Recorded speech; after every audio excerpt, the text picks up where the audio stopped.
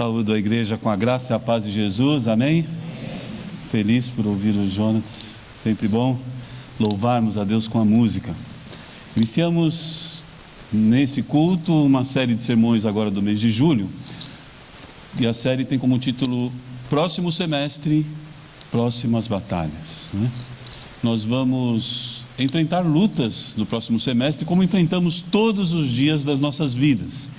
E nós vamos, nesse tempo, estudar lutas que o povo de Israel teve, que podem servir de inspiração para enfrentarmos, então, bem as lutas que vão estar no nosso caminho nesse tempo. Eu convido, o título do sermão dessa manhã é Vencendo as Lutas da Vida. Eu convido você a abrir sua Bíblia em Josué 6. Eu vou ler os versos de 1 a 5 e depois de 15 a 20. Nós vamos utilizar esse texto durante o sermão, então se você quiser deixar aberto aí na sua Bíblia, pode fazê-lo, tá bom? Josué 6, de 1 a 5, de 15 a 20. Pode tirar o retorno meu aqui, por favor. Diz assim: Jericó estava completamente fechada por causa dos israelitas, ninguém saía nem entrava. Então o Senhor disse a Josué: saiba que entreguei nas suas mãos Jericó, seu rei e seus homens de guerra. Marche uma vez ao redor da cidade, com todos os homens armados. Faça isso durante 6 dias.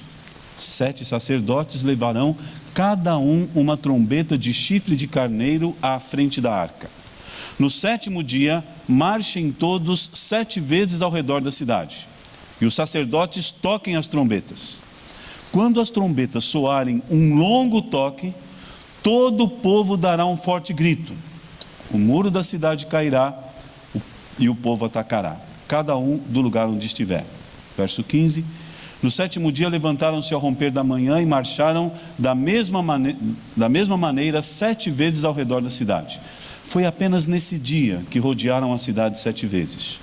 Na 7ª vez, quando os sacerdotes deram o toque da trombeta, Josué ordenou ao povo: gritem, o Senhor lhes entregou a cidade. A cidade, com tudo que nela existe, será consagrada ao Senhor para a destruição. Somente a prostituta Raabe e todos os que estão com ela em sua casa serão poupados, pois ela escondeu os espiões que enviamos. Mas fiquem longe das coisas consagradas, não se apossem de nenhuma delas, para que não sejam destruídos. Do contrário, trarão destruição e desgraça ao acampamento de Israel. Toda a prata, todo o ouro e todos os utensílios de bronze e de ferro são sagrados e pertencem ao Senhor e deverão ser levados para o seu tesouro. Quando soaram as trombetas, o povo gritou.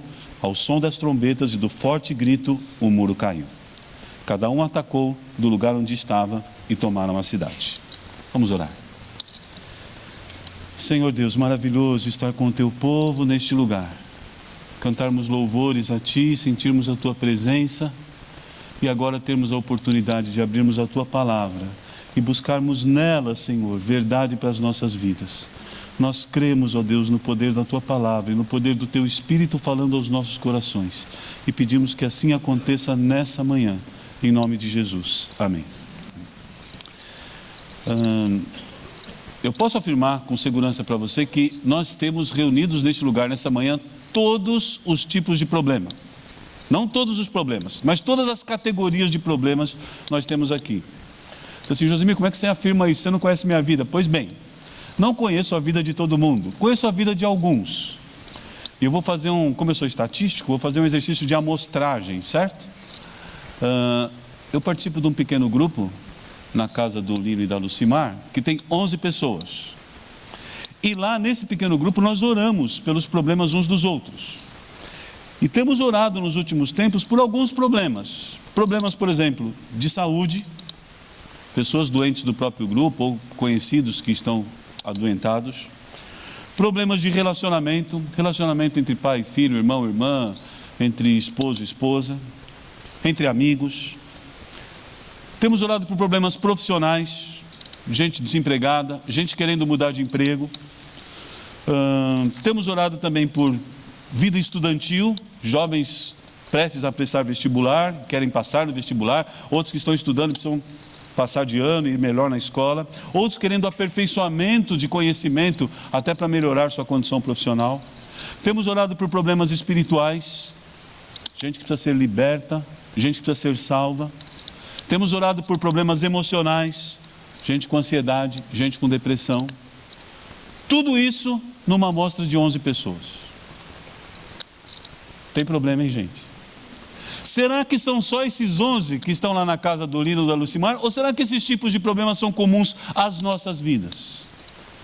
Pois bem, eu quero dizer que pode ser que de todos esses tipos de problema que eu citei aqui, tenha um problema que está incomodando o seu coração, um problema que está pesando o seu sono, um problema que está trazendo inquietude na sua vida, um problema que de vez em quando te faz chorar sozinho.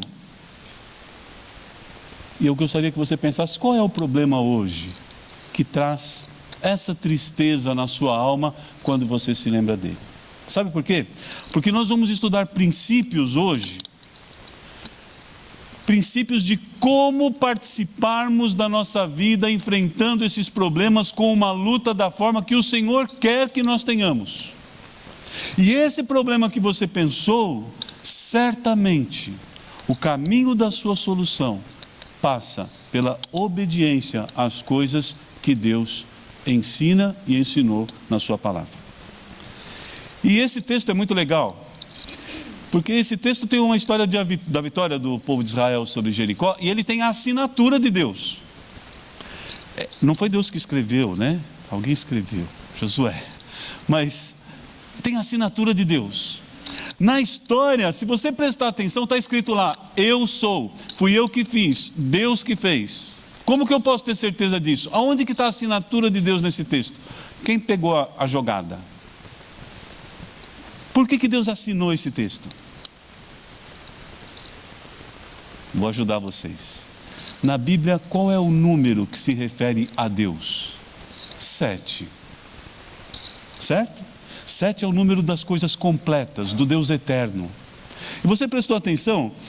A vitória foi conseguida em 7 dias, com 7 voltas, com 7 sacerdotes, com 7 trombetas, e tudo cai depois do 7º rodear no 7º dia. Sacou?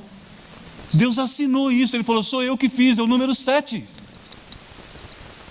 Ele fez questão de dizer assim, olha, essa vitória é por minha conta.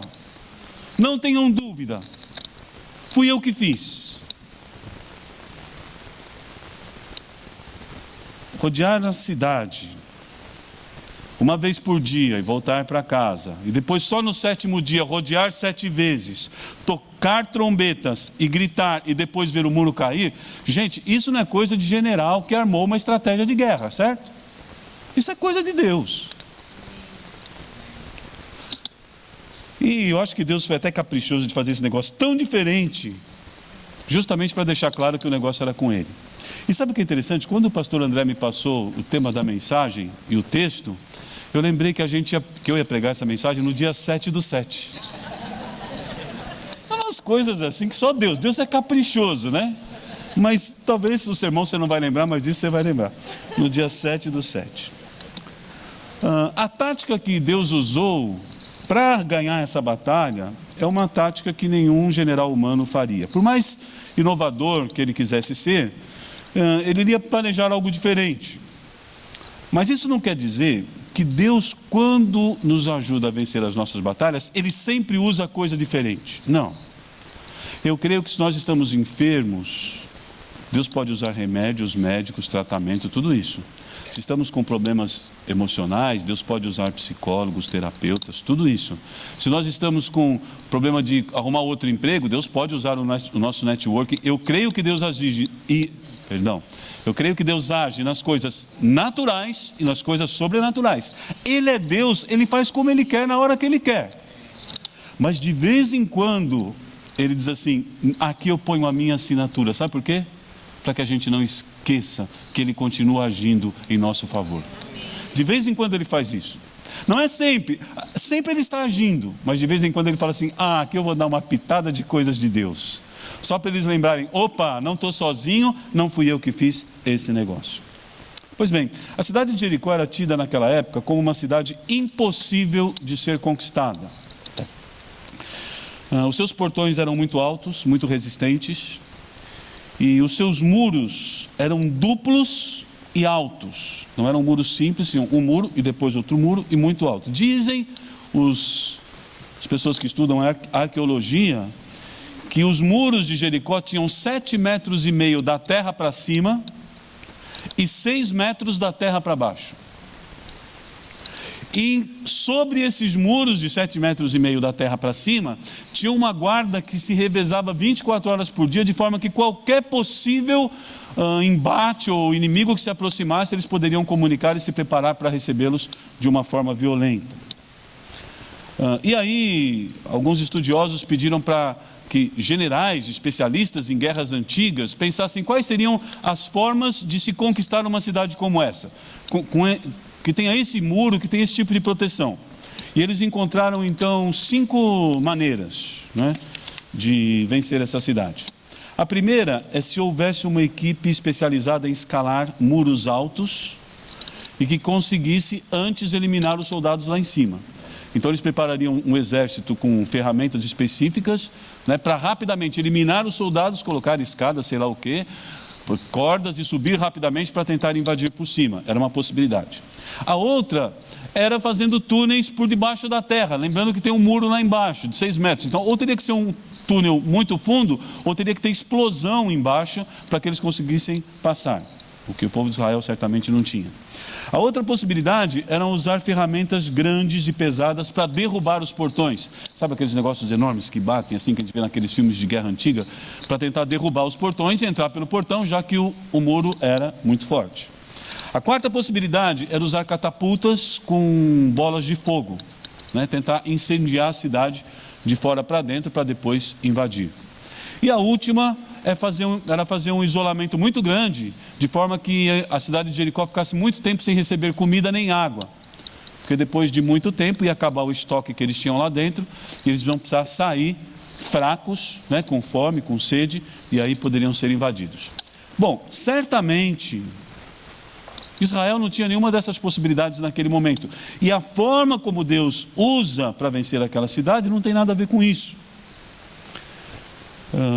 Mas o fato é que Deus sabia de todas essas possibilidades. Talvez ele soubesse demais, porque ele sabe mais que os estudiosos, mas ele sabia a história do povo de Israel. E vamos lembrar um pouquinho aqui. Israel tinha saído do Egito e estava caminhando para a terra prometida. Estava sob a liderança de Moisés, tudo bem? Rapidamente eles chegaram à entrada daquela terra que seria a terra prometida. E aí Moisés tem uma ideia, ele fala assim: antes da gente invadir, vamos fazer o quê? Vamos mandar espiões, né? Espias, para ver como é que vai ser essa invasão. E ele manda um de cada tribo, ele manda 12 espias, eles dão uma olhada lá na terra, e desses 12, 10 trazem um relatório dizendo assim: não dá, é muito difícil, não temos força para isso. 2 trazem um relatório: com Deus dá, é difícil, mas com Deus dá. Quem eram esses 2? Josué e Caleb. Josué foi um dos que trouxe a notícia: opa, com Deus dá. Moisés fez a democracia ali, 10-2, não vamos entrar. Por conta disso, passaram quanto tempo no deserto caminhando? 40 anos. Depois de 40 anos, já não mais sob a liderança de Moisés, mas sob a liderança de Josué, chega de novo a hora de entrar na terra. E é engraçado que Josué não escolhe mais 12, ele escolhe quantos?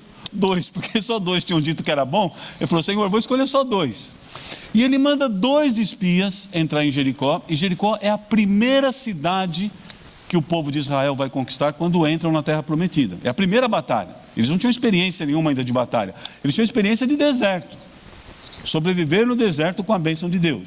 Pois bem, ele manda então aqueles 2, e os 2, ao estudarem a cidade, eles conhecem uma mulher chamada Raabe, que é uma prostituta, que esconde os 2, protege os 2, e eles dizem assim: olha, nós estamos em nome do Deus verdadeiro.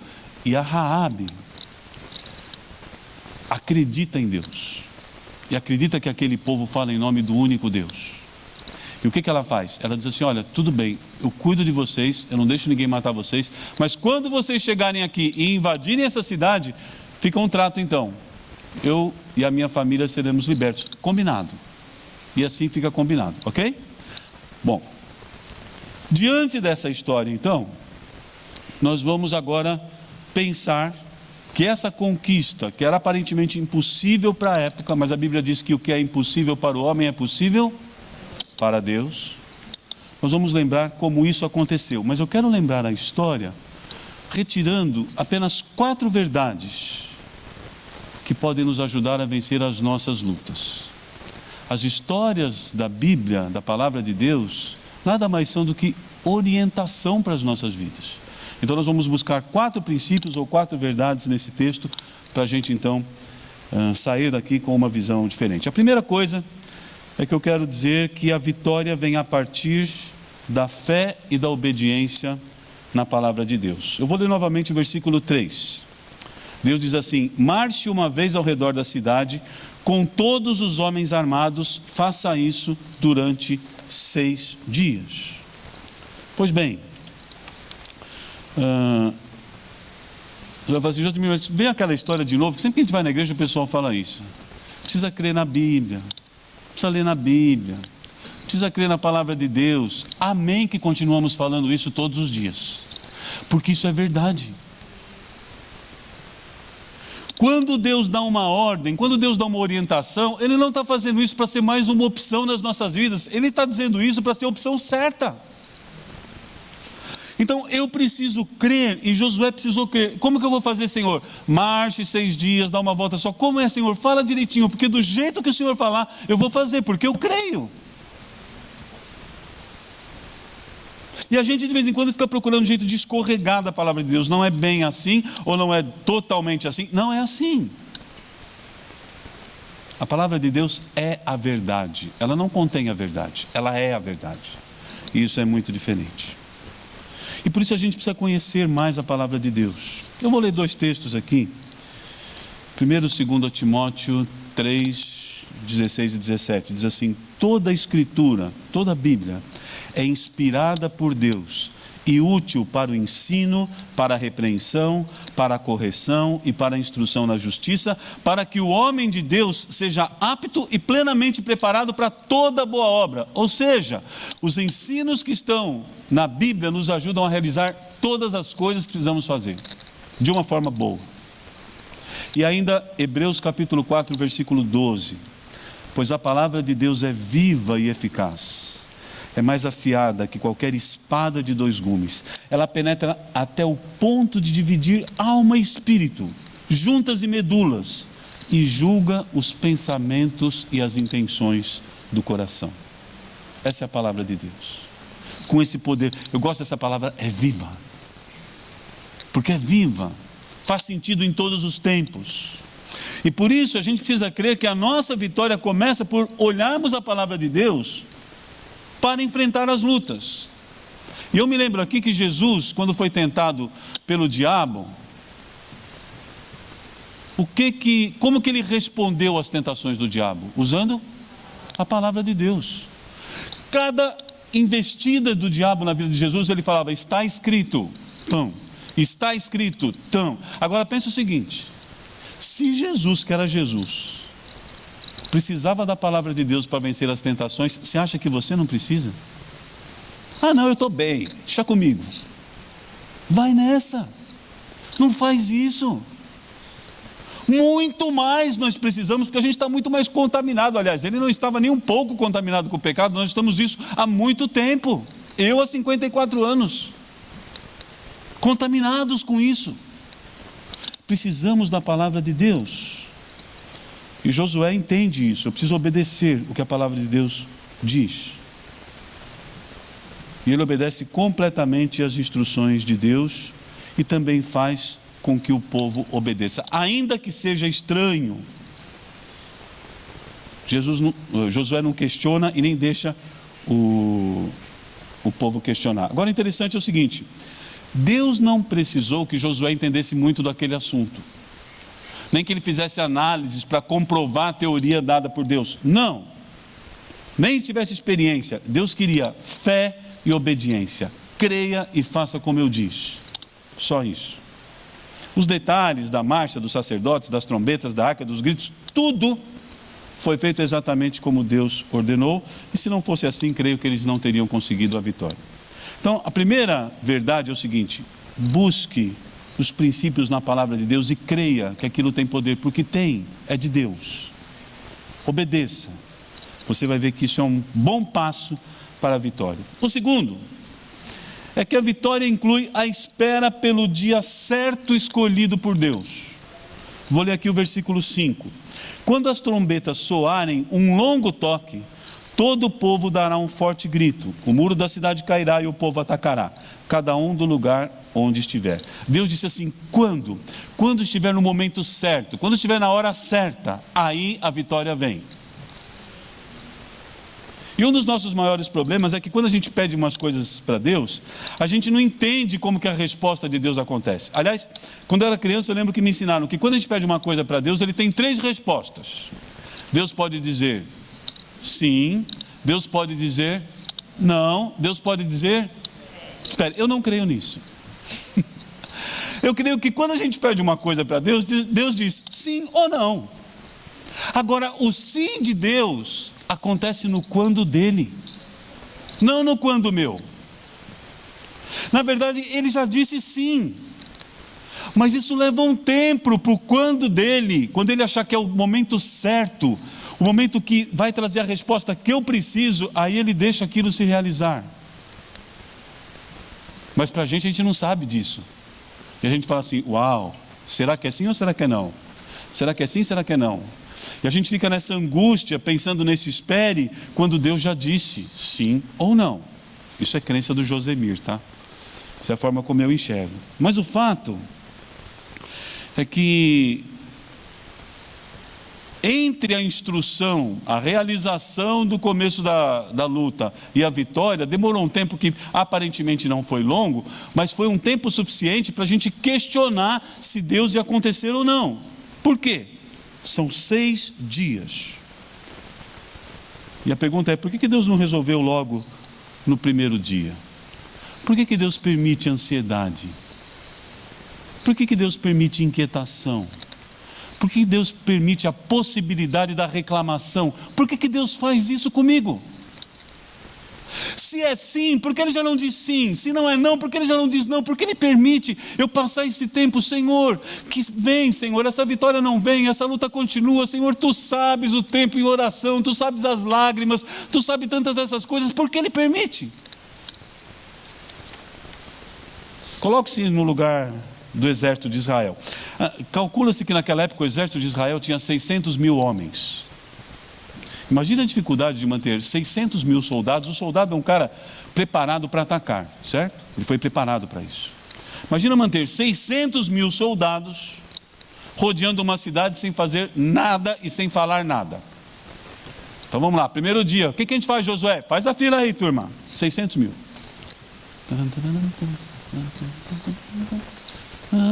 Chegou acampamento. Eu acho que no primeiro dia já teve um que falou assim, meu, o que nós fizemos hoje? Que foi isso, gente? Josué está doido. Não, ele não está doido, Deus que mandou. Não, mas peraí, será que ele entendeu direito? Nós não fizemos nada. Aí o outro falou assim, e você não prestou atenção? Amanhã é igual. O que amanhã nós vamos fazer essa mesma coisa? Vamos dar essa voltinha aí. Rodeia a cidade e depois vai para casa. E aí já tem um que fala assim, mas peraí, mas como me explica isso? Como é que vai ser isso? Vão ficar 6 dias desse negócio? Ah, então eu não vou, gente, eu vou só no 7º. Se o negócio vai pegar no 7º, o que eu vou fazer 6 dias lá? Né? Até porque Deus pode estar querendo cansar a gente. Andar nesse deserto com esse sol, ficar andando com essas armas todas para não fazer nada, é só para... Você sabe que teve um que torceu o pé ontem. Torceu o pé no 7º dia, ele não vai conseguir correr não. Aquela areia fofa, aquele negócio. Será que não aconteceu isso? Claro, porque a gente é assim. A gente quando pede uma coisa para Deus, está esperando a resposta, a gente fica olhando assim, mas peraí, só isso? Mas será que é? Será que não é? Todas essas questões que os soldados provavelmente levantaram e que a gente levanta também, elas são pertinentes, elas são cabíveis. Mas Deus queria que o povo entendesse, nesse momento, que a vitória seria dele, mas que ele não dispensaria a participação das pessoas. E isso é algo maravilhoso, que Deus faz muitas vezes coisas nas nossas vidas e Ele permite que a gente participe. Ele permite que a gente faça a nossa parte. Ele sabe que o exército não vai resolver sozinho, Ele sabe. Mas não é por isso que Ele diz assim: olha, durmam o dia inteiro, relaxem, deixa tudo para lá que eu vou resolver. Não. Façam a parte que vocês podem. E durante esse percurso, vocês podem aprender algumas coisas também. A gente não aprende nas lutas só no dia da vitória, a gente aprende também na caminhada. É ou não é? Enquanto não vem o sim ou não, a gente está aprendendo outras coisas. E Deus permite isso para que o povo comece a entender que eles têm o seu papel, mas Deus não gosta de pular etapas. E isso vale para as nossas lutas. Deus sabe qual é a melhor forma e qual é o melhor momento. Ele não pula etapas só porque eu estou mais ansioso. Deus permite que a gente venha passar por todas as partes das nossas lutas, para que a gente possa aprender tudo que Ele pretende. E na verdade, em muitos casos a vitória não está no que eu queria, mas nas coisas que eu aprendi enquanto lutava. Muitas vezes.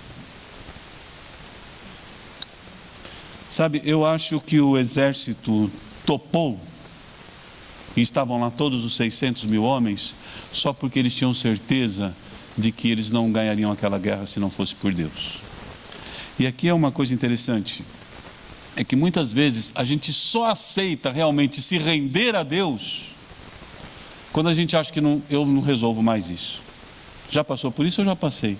Fico lutando, até que um dia eu penso assim: eu não tenho mais força. Senhor, me ajuda. Você é bobinho, hein, Josemir? Podia ter pedido lá no primeiro dia. Mas é assim, às vezes a gente só entrega nas mãos de Deus quando a gente acha que realmente não tem jeito. Mas Deus é o papai que quer cuidar do filhinho todos os dias em todas as coisas. Ainda que o filho possa atravessar a rua sozinho, Ele quer dar a mão, só para ele se sentir participante do seu crescimento. Em algum momento Ele mesmo vai largar a sua mão para que você possa também ter essa independência. Mas a gente precisa, nessa caminhada, trabalhar e fazer o que Deus manda. Gálatas 6:9 diz assim: e não nos cansemos de fazer o bem, pois no tempo próprio colheremos se não desanimarmos. Eu continuo fazendo a minha parte, fazendo o que é certo, porque no dia certo, no tempo de Deus, eu vou colher o fruto daquilo se eu for perseverante. Tiago 1:12, feliz é o homem que persevera na provação, porque depois de aprovado, receberá a coroa da vida que Deus prometeu aos que o amam. Então a segunda coisa é: espere pelo dia certo escolhido por Deus. Ele está vendo a sua luta, Ele sabe. Cada momento que você pensou naquilo que te aflige, Ele sabe. Muitas vezes Ele chorou junto com você. Ele sabe, Ele não está longe. Ele está perto, mas Ele tem o tempo dele para confirmar o sim ou não. Terceira coisa, a vitória exige a separação do mal. O versículo 18 diz assim: mas fiquem longe das coisas consagradas, não se apossem de nenhuma delas, para que não sejam destruídos, pois do contrário trarão destruição e desgraça ao acampamento de Israel. Era muito comum naquela época, quando se invadia uma cidade, pegar todas as riquezas, os deuses, os ídolos, e trazer tudo para dentro de casa. E Deus diz assim: peraí, eu quero que você continue separado do que não é meu, não se contamine com o que não é meu. Entra, quando vocês entrarem, vocês vão ver um monte de coisa que vai dar vontade de pegar. O que não for meu, vocês não peguem. Fica separado, tá? Deus ordenou a Israel que não pegasse nenhum objeto, principalmente porque Ele sabia que esses objetos poderiam virar instrumentos de idolatria.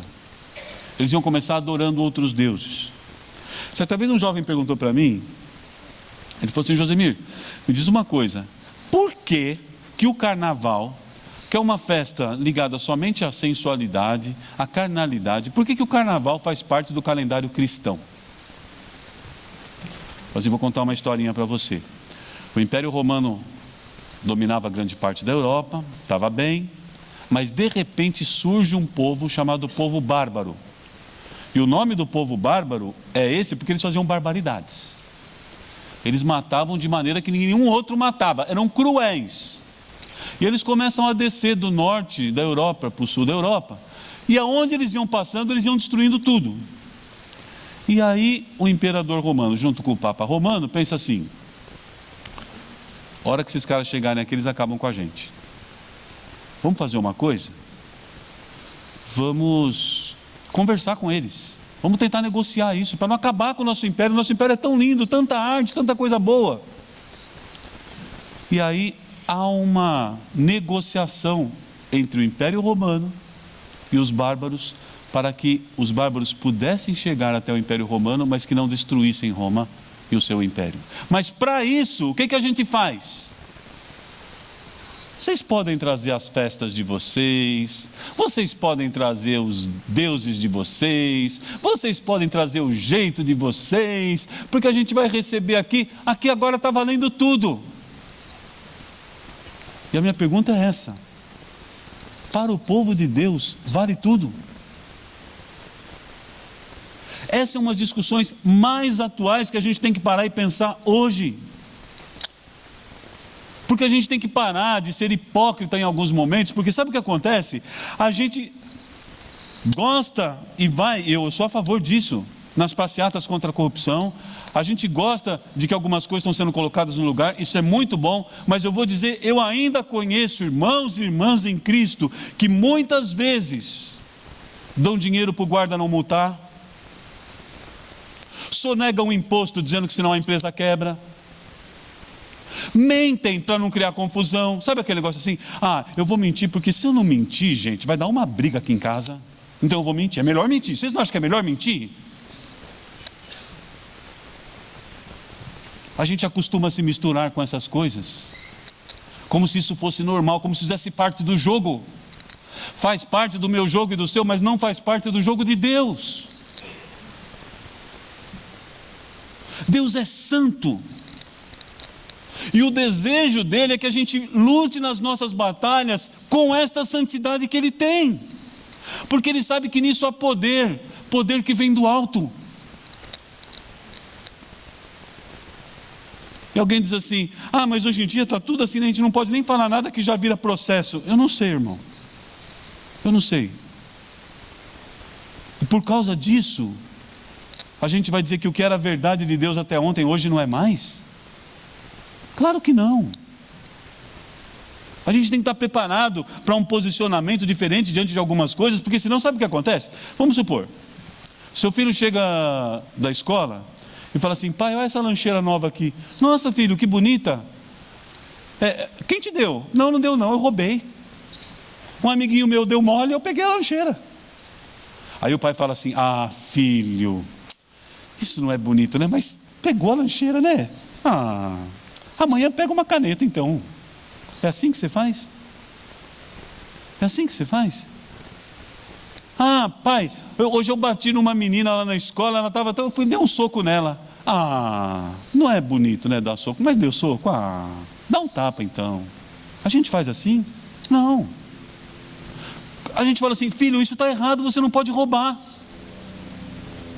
Você não pode agredir dessa forma, você não pode mentir, você não pode fazer isso. Mas aí o filho vê você dando propina para um, suborno para o outro,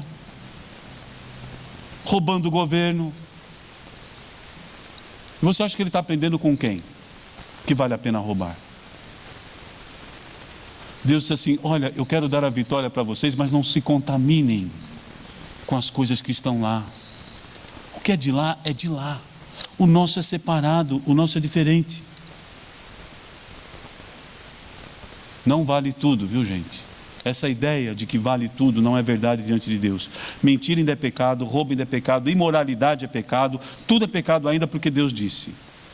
Deus ama qualquer tipo de pessoa, não importa o pecado que essa pessoa tenha, mas a entrada na vida dessa pessoa é para transformar essa vida numa vida nova. É para isso que Deus vem ao encontro das pessoas. 2 Timóteo 2,19. Entretanto, o firme fundamento de Deus permanece inabalável e selado contra esta inscrição: O Senhor conhece quem lhe pertence, e afaste-se da iniquidade de todo aquele que confessa o nome do Senhor. Romanos 12:2, não se amoldem ao padrão do mundo, mas transformem-se pela renovação da sua mente, para que sejam capazes de experimentar e comprovar a boa, agradável e perfeita vontade de Deus. Vitória exige separação do mal. Vai pelo caminho certo. Não procure os atalhos que às vezes aparecem na nossa mente, ou que alguém diz, porque vai ser mais rápido se você der um jeitinho. Faz certo. Quarta e última coisa. A vitória dada por Deus vai além do que pensamos. Versículo 22. Josué disse aos 2 homens que tinham espionado a terra: entrem na casa da prostituta e tirem-na de lá com todos os seus parentes, conforme o juramento que fizeram a ela. Pois bem, isso aqui está remetido àquela história anterior que eu disse, né? Do acordo com a prostituta Raabe, de que ela protegeria para que eles pudessem estudar Jericó antes de invadir.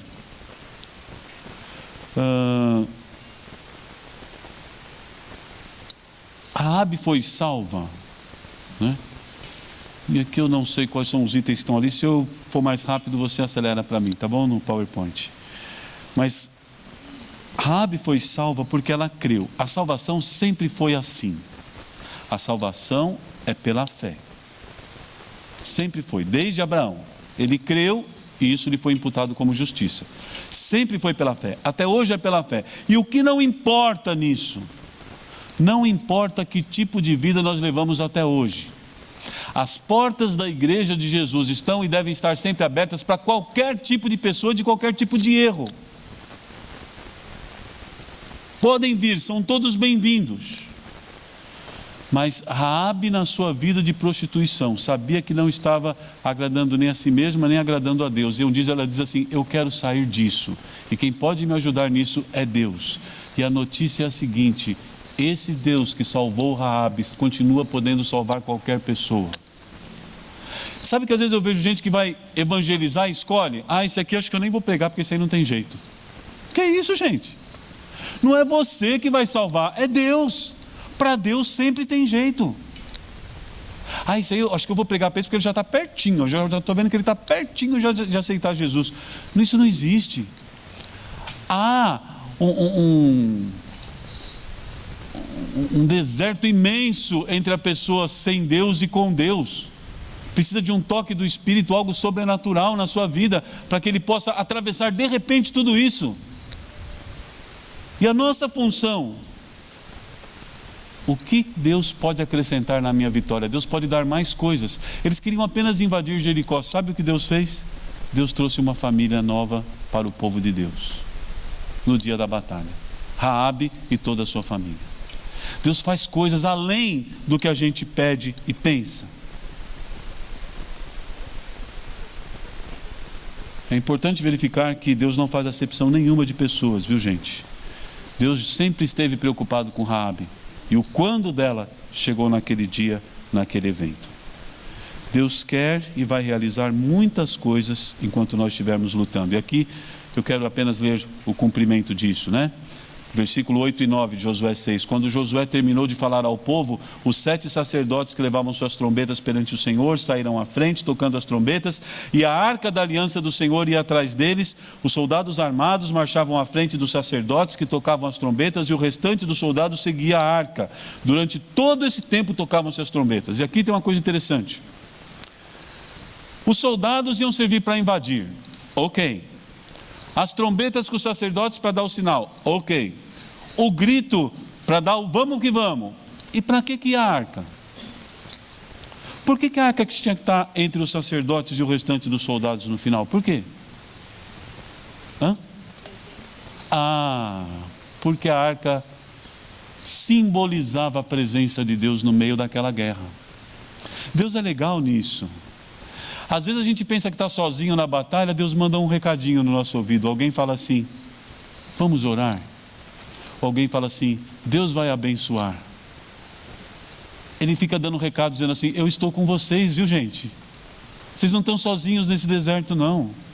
Eu estou junto. E ela estava bem na frente do exército dos soldados, assim, para eles ficarem olhando. Olha, lá está Jericó, mas antes de Jericó tem a presença de Deus. Não importa o tamanho da luta, Deus estará com você. E como hoje é final da Copa América, né? Eu vou terminar o sermão com uma historinha sobre futebol. Eu passei a minha adolescência e a minha juventude indo nas férias no acampamento Palavra da Vida. Naquela época o pastor Haroldo Heimer era o diretor do PV, e num daqueles cultos de fogueira, né, os jovens em volta da fogueira, foi quando aos 17 anos eu resolvi ser pastor, entregar minha vida a Deus, para o ministério. E o pastor Haroldo uma vez contou uma história que é a seguinte: ele tinha um amigo que gostava muito de futebol, e esse amigo pegou um voo, e ele percebeu que na poltrona do lado no avião estava o Bellini. Talvez os novos não saibam quem é Bellini. Bellini foi o capitão da seleção brasileira que venceu o primeiro campeonato mundial. Hoje a gente é penta, né? Naquela época a gente não era nada, era zeros. A seleção de 58 ganhou o primeiro mundial e o capitão era o Bellini. E sabe essas perguntas que a gente faz? Aliás, tem uma foto interessante ali, ele levantando a taça. O Bellini foi o primeiro campeão que levantou a taça quando ganhou. E não foi porque ele pensou que isso ia ficar bonito, não. É que os fotógrafos não conseguiam enxergar a taça. E alguém gritou para ele: Bellini, levanta a taça. Ele levantou. E essa foto ficou tão emblemática que hoje todo mundo que ganha uma taça levanta. Quem fez isso em primeiro lugar foi o Bellini. Pois bem, o Bellini estava no avião e aquele fã que senta do lado reconhece o Bellini. Aquelas perguntas de fã, né? Se o cara é músico, qual é a música que você já fez que você mais gosta? Qual é a peça que você fez? Se ele é um pessoa de teatro e tal. E a pergunta do fã ali para o Bellini foi o seguinte: Bellini, na sua vida de futebol, qual foi o momento mais emocionante? E essa pessoa talvez estivesse pensando num gol, numa jogada, ou ele que era meio zagueiro, talvez numa destruição de jogada, sei lá. Ele falou assim: olha, eu vou te falar uma coisa. Quando a gente ganhou a Copa da Suécia em 58, foi lá na Suécia, a gente jogou o último jogo contra a seleção sueca, foi 5-2, se eu não me engano, para o Brasil. Pelé com 17 anos. A gente fez aquela festa toda e tal. Quando acabou o jogo, a gente era campeão do mundo pela primeira vez. E a gente foi retirado para receber a premiação. E na hora de receber a premiação, me colocaram no lugar que eu ia ser o primeiro e que eu ia andar até o rei da Suécia. E naquele momento eu pensei assim: quem sou eu para agora chegar diante do rei da Suécia? Eu vim lá de um país que não tem nada, uma cultura lamentável, eu não sei quase nada da vida, eu sei jogar futebol, mas quem sou eu para agora chegar diante do rei da Suécia? E ele falou assim: o mais impressionante foi que aquilo ficou mexendo no meu coração. Eu fiquei pensando, como que esse homem vai me receber? Porque eu tinha derrotado o time dele na casa dele. O que será que ele vai falar para mim? Vai falar que não teve VAR?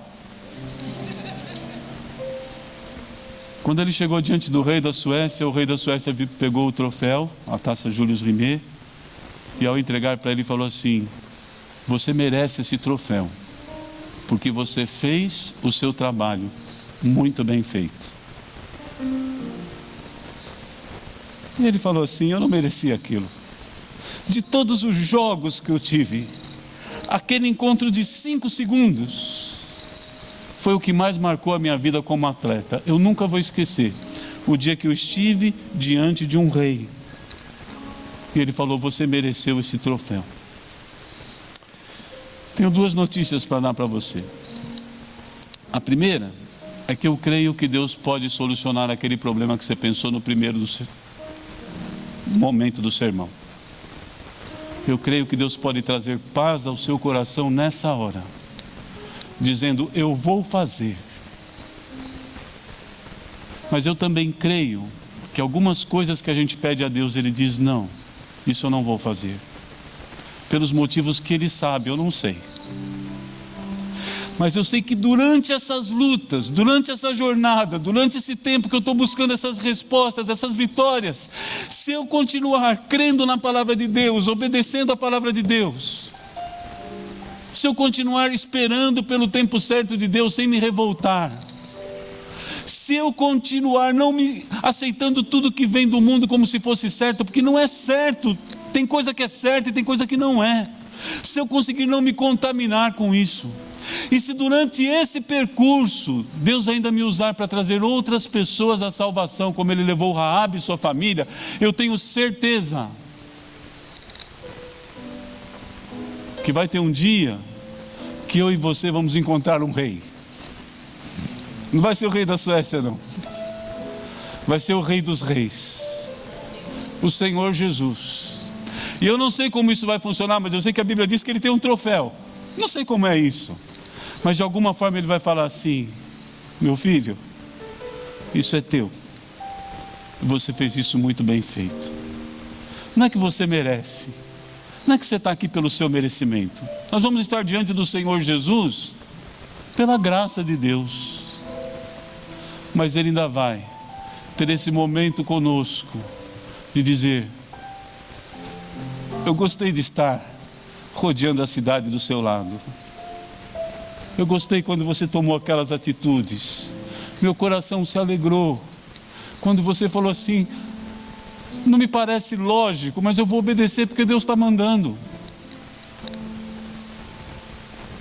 Vai ser muito legal, gente. Mas porque nós não sabemos ainda o sim e o não de Deus para todas as coisas, eu quero pedir que você abaixe sua cabeça e feche seus olhos agora.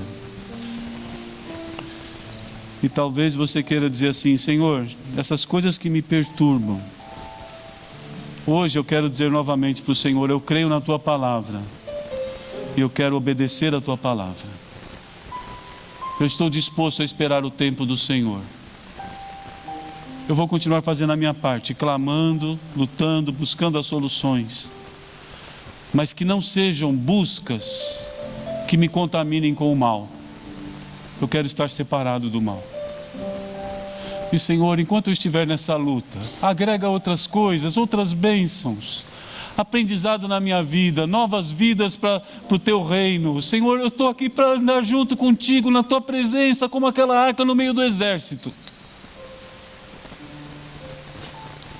Só antes de eu orar, se você está entregando esse problema agora para Deus, levanta a sua mão que eu quero orar por você. Amém, amém, amém, amém, amém, amém, amém. Vamos orar. Senhor Deus, Tu sabes, Senhor, as batalhas de todos nós, as nossas fraquezas, as nossas angústias. Mas como é bom olharmos para a Tua palavra, Senhor, e lembrarmos que o Senhor está conosco em todas elas. E que nós podemos vencer, Senhor, pelo derramar da Tua graça e do Teu poder. E eu quero que seja feita a Tua vontade, Senhor, mas como eu não conheço as coisas específicas, eu peço agora em nome de Jesus, que o Teu Santo Espírito possa olhar os corações de todos nós que estamos aqui, ó Deus, o meu e dos meus irmãos, e que o Senhor possa trazer agora paz, porque o Senhor está conosco nessas lutas. Nós queremos fazer o que é correto, e nós contamos, ó Deus, com a Tua bênção, e te pedimos isso, em nome de Jesus. Amém.